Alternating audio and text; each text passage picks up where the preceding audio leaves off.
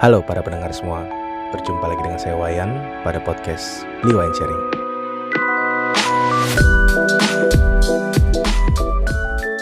Pada episode kali ini kita akan membahas masih sama dengan minggu-minggu lalu. Kita akan membahas tema yang lebih santai, lebih ringan, dan juga semoga tetap bermanfaat bagi para pendengar semua. Di episode kali ini kita akan membahas tentang kebiasaan baik juga. Kita akan membahas tentang bagaimana sih metode diet yang kiranya simple, praktis, dan juga bisa diterapkan menurut versi saya.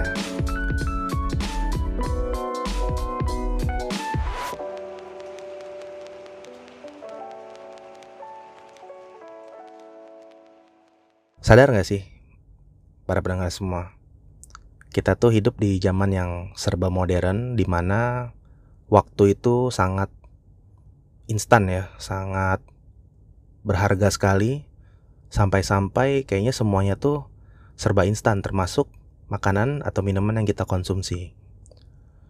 Jadi dari mulai level kaki 5 sampai dengan level yang lebih mewah, lebih prestige, itu tuh ada solusi makanan dan minuman instan. Nah, dari mulai jajanan, makan berat, snack, minuman, pokoknya semuanya serba instan. Dari situ kayaknya ada korelasi nih kalau menurut saya pribadi. Sadar gak sih? Kayaknya makin kesini makin jarang ya kita ngeliat orang yang badannya fit gitu. Yang dia tuh kayaknya wah capable lah buat ngelakuin banyak manuver atau banyak gerakan yang orang-orang lain tuh pada gak bisa lakuin lah gitu. Ya misalnya bela diri atau mungkin atlet-atlet yang kita lihat di Olimpik gitu ya, Olimpiade.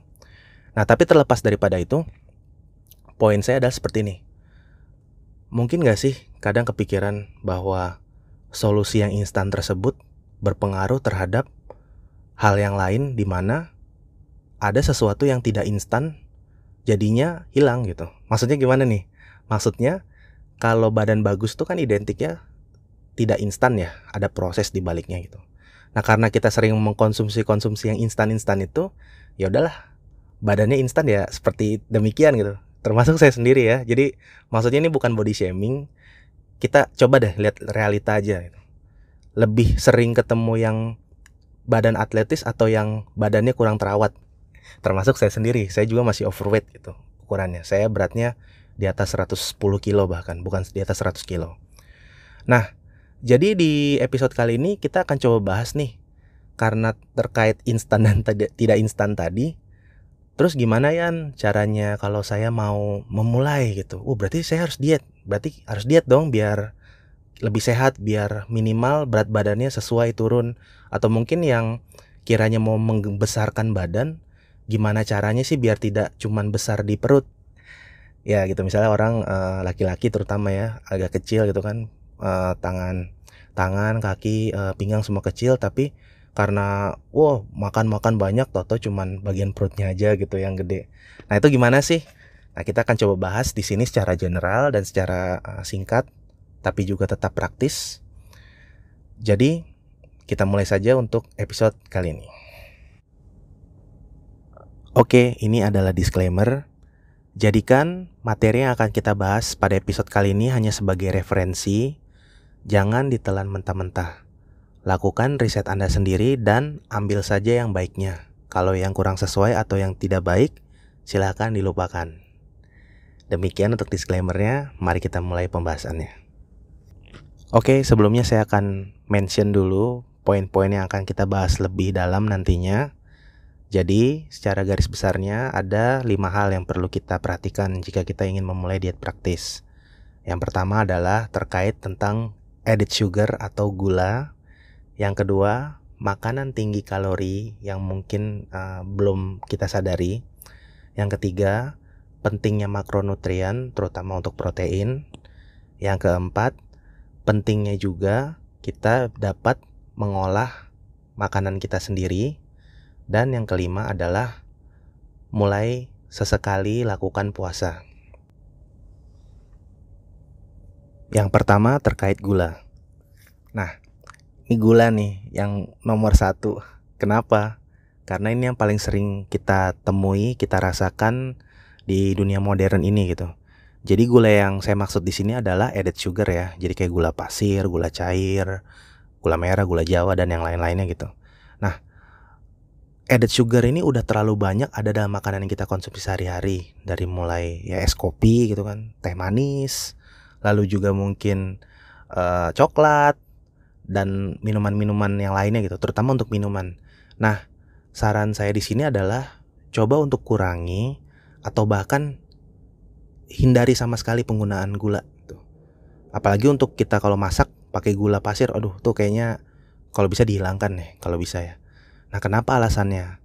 Karena simple aja sih, gula itu tinggi kalori dan mungkin kita secara nggak sadar menaruh atau mengput gitu ya, maksudnya ditambahin gula dari kadar yang kita harusnya nggak boleh konsumsi.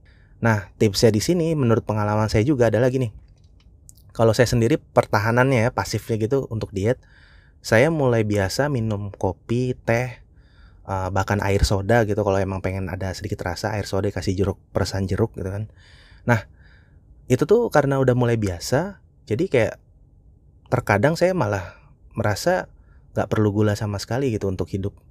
Ya mungkin kenapa bisa konsumsi gula ya karena ada makanan lain yang saya konsumsi yang ada kadar gulanya di dalamnya gitu, kayak snack atau makanan kaki lima gitu misalnya kan. Nah, tapi poinnya itu, percayalah, teh, kopi atau bahkan air soda pun itu bisa kita nikmati tanpa adanya gula yang kita tambahkan. Tapi tetap ya para pendengar semua, minuman terbaik itu bukan teh, kopi, jus jeruk, jus apel atau jus lainnya. Minuman terbaik yang kita konsumsi adalah air putih. Perbanyaklah minum air putih. Nah, jadi itu yang pertama ya terkait gula. Nah, lalu yang kedua nih terkait juga tentang makronutrien. Yang kedua, sorry. Kedua itu tadi tentang makanan yang tinggi kalori. Nah, udah tadi kita bahas gula, kita juga harus waspada terkait makanan yang tinggi kalori. Di sini poin yang mau saya highlight adalah coba deh para pendengar semua lebih peka terhadap nilai nutrisi dari makanan yang kita konsumsi. Nah, maksudnya gimana Yan? Maksudnya gini, kalau makanan instan, snack gitu ya, kan selalu tuh kalau kita beli dari convenience store selalu ada di belakang label misalnya kandungan nutrisi ada terdiri dari jumlah kalori total, takaran saji, makronutrien, mikronutrien, ya itulah nanti kita bahas di setelah poin ini. Jadi minimal sadari peka dulu jumlah kalorinya. Nah, dari situ kita bisa terapkan ke bahan-bahan makanan lain yang mungkin tidak dalam bentuk kemasan. Jadi seenggaknya kita punya ide lah gitu. Di situ ada kandungan gula kan, added sugar misalnya. Di situ ada kandungan misalnya karbohidratnya berapa. Nah, itu akan mempengaruhi jumlah kalori. Kalori itu apa sih? Ya kalori itu jumlah energi yang kita masukkan. Nah, kalau belajar terkait diet gitu ya, pasti kan ada jumlah kebutuhan kalori tubuh gitu. Nah, itu topik yang berbeda, tapi yang saya mau tekankan di sini adalah makanan yang tinggi kalori itu harus kita waspadai. Nah, kenapa Yan? Karena gini, lebih gampang kita itu nggak sadar, tahu-tahu kalori yang kita masukin ke tubuh kita tuh udah lebih dari sekian gitu misalnya. Wah, saya paling sering itu paling seneng dulu makan biskuit susu gitu kan. Wah, kayaknya enak gitu, apalagi campur teh manis gitu. Wah, pas dilihat ternyata kandungan biskuit susu itu, ternyata kalau saya hitung-hitung kalorinya tinggi juga ya. Karena kan ada total kalori, ada total takaran saji kan, kita kaliin aja gitu. Buset, tinggi juga ya. Lalu juga misalnya snack coklat, misalnya juga mie instan yang kering gitu ya, langsung kita makan, itu tinggi kalorinya. Nah, akhirnya saya gantiin apa? Saya pakai substitusi. Daripada saya nyemil makanan yang tinggi kalori kayak gitu, saya gantilah dengan misalnya telur rebus, atau mungkin yang lebih ekstrim gitu ya, wortel rebus kan atau wortel mentah gitu atau buah, itu boleh juga tuh. Nah, jadi yang kedua tuh makanan yang tinggi kalori itu kalau bisa dihindari, dikurangi atau bahkan diganti dengan yang versi lebih sehat. Terkait poin kedua ini, tambahannya adalah kalau ingin mengetahui jumlah kalori yang dibutuhkan tubuh kita, bisa dicek di kalkulator kalori online. Di Google cari aja. Jadi intinya, biasanya nanti disuruh untuk input umur, lalu juga tinggi badan, berat badan.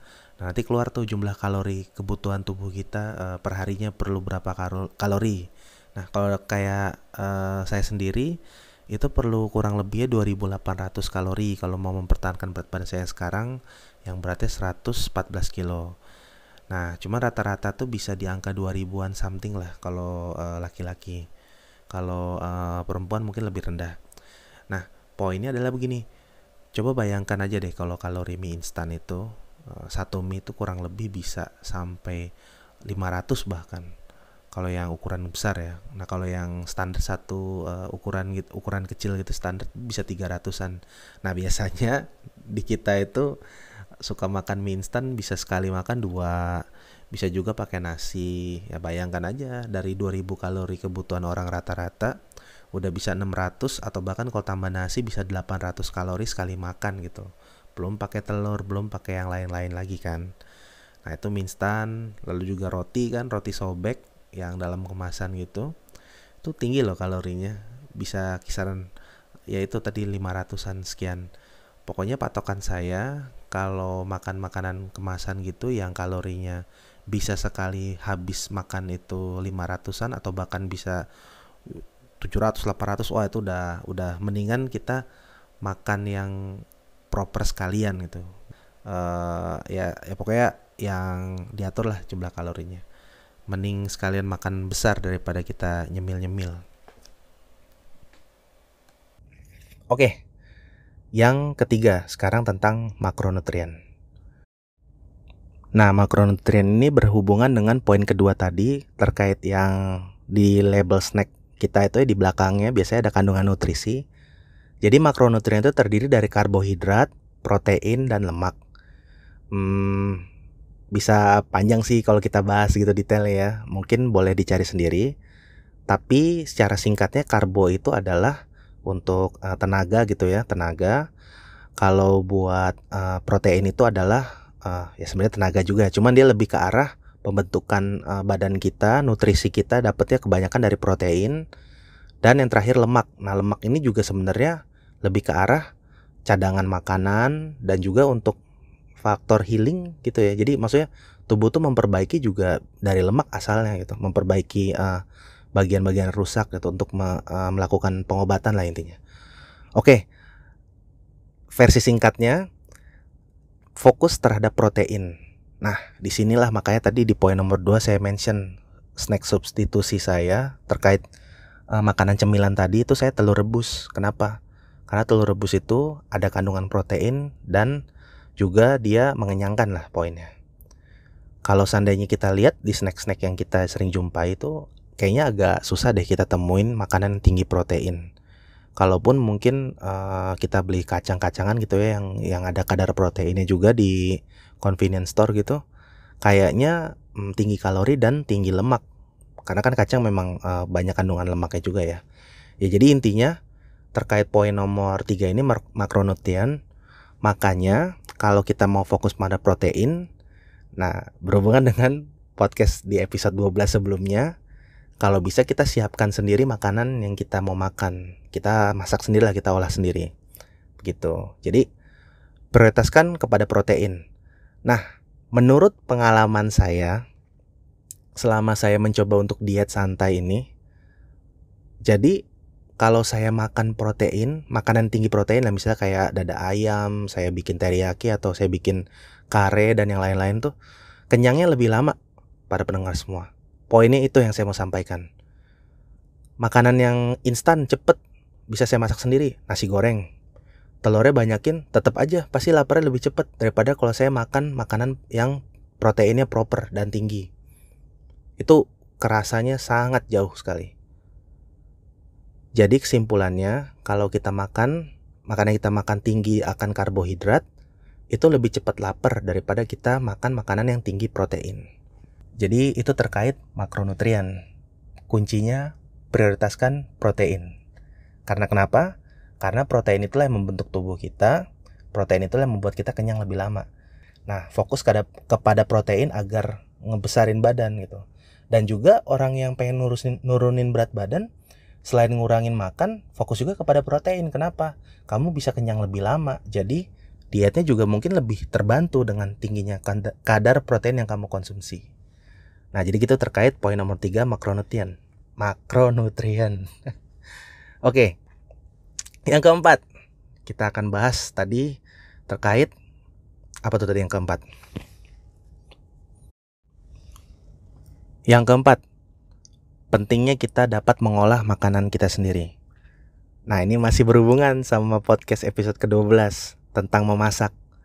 Disinilah kita bisa integrasikan untuk skill memasak kita untuk kita berdiet.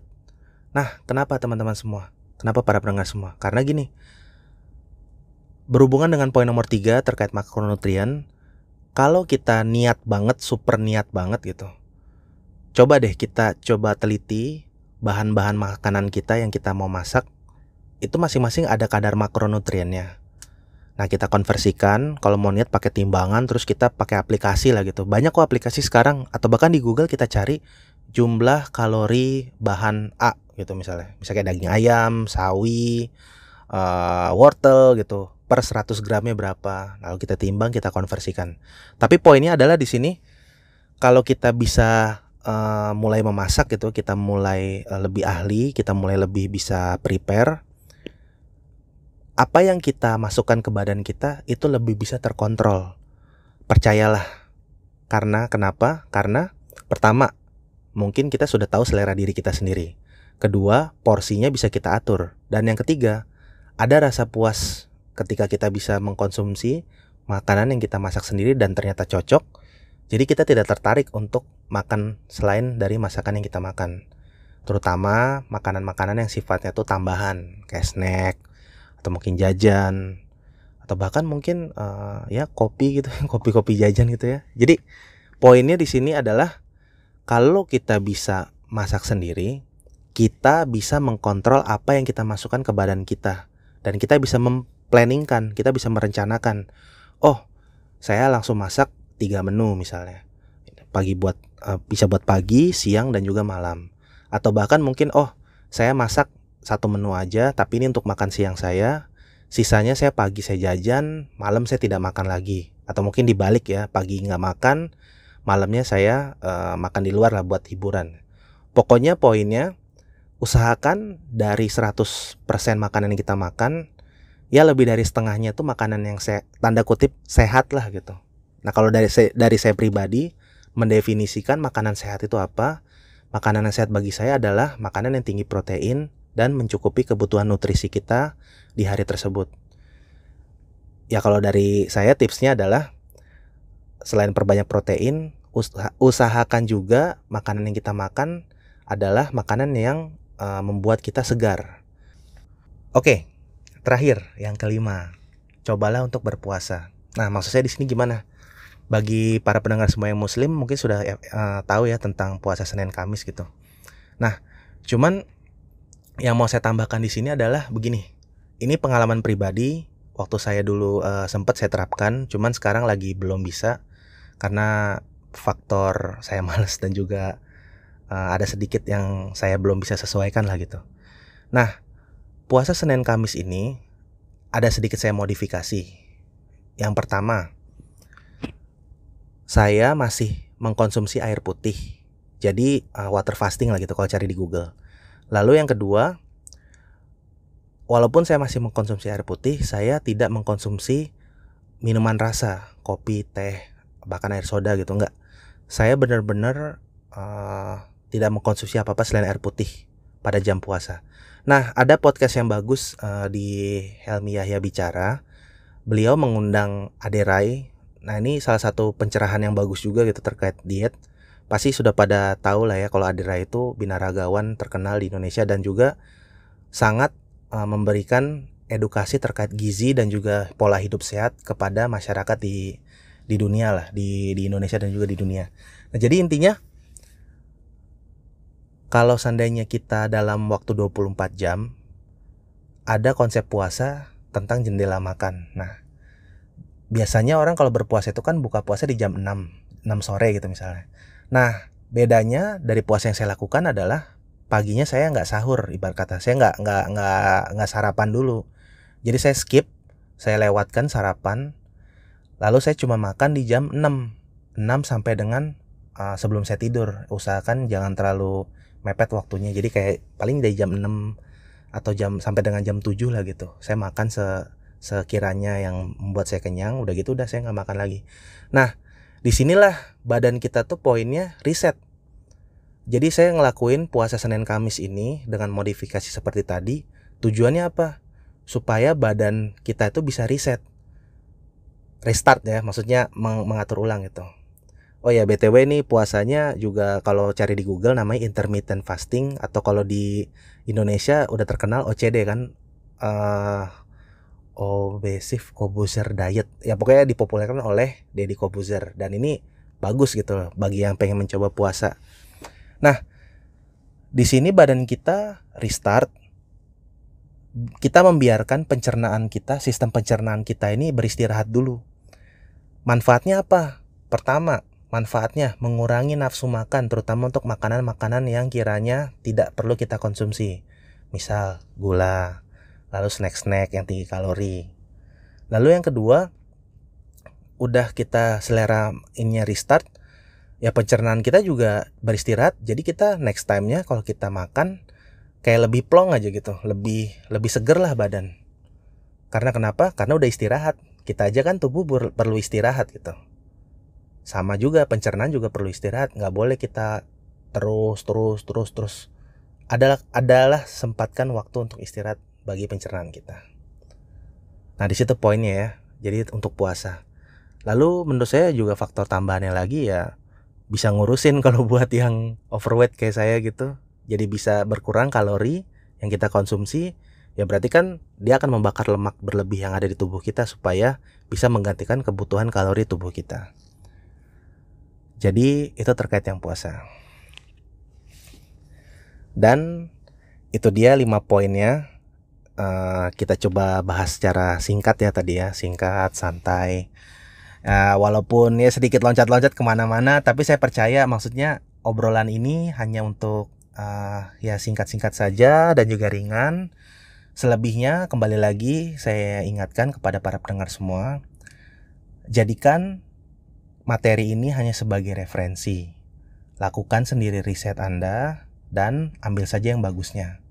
Selebihnya mungkin kalau ada feedback, ada komentar ya boleh mention saya di Instagram, di DM. Instagram saya di @wayansuryawanf. Lalu juga bisa komen di kolom Spotify atau Noise atau YouTube jika ingin ya lebih mendalam lah bahasan kita gitu. Saya akan coba respon untuk feedback yang diberikan kepada saya. Selebihnya untuk pola hidup sehat ini, kalau rekomendasi saya pribadi boleh cari podcast yang tadi saya mention, Aderai. Konten YouTube-nya juga tuh sangat bagus banget. Beliau lebih jelas lah menjelaskannya gitu. Saya hanya singkat-singkatnya aja.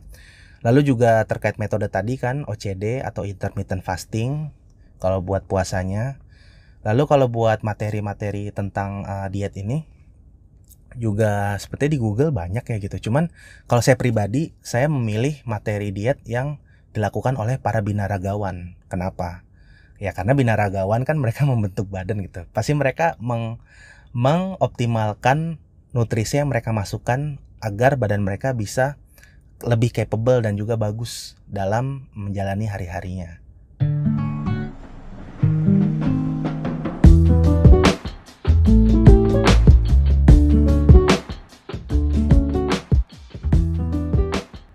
Oke, jadi demikian untuk podcast hari ini. Sekali lagi, terima kasih telah mendengarkan podcast ini. Harapan saya hanya satu, semoga dapat bermanfaat bagi para pendengar semua. Oke, itu saja. Terima kasih dan sampai jumpa pada podcast Beliau and Sharing episode selanjutnya.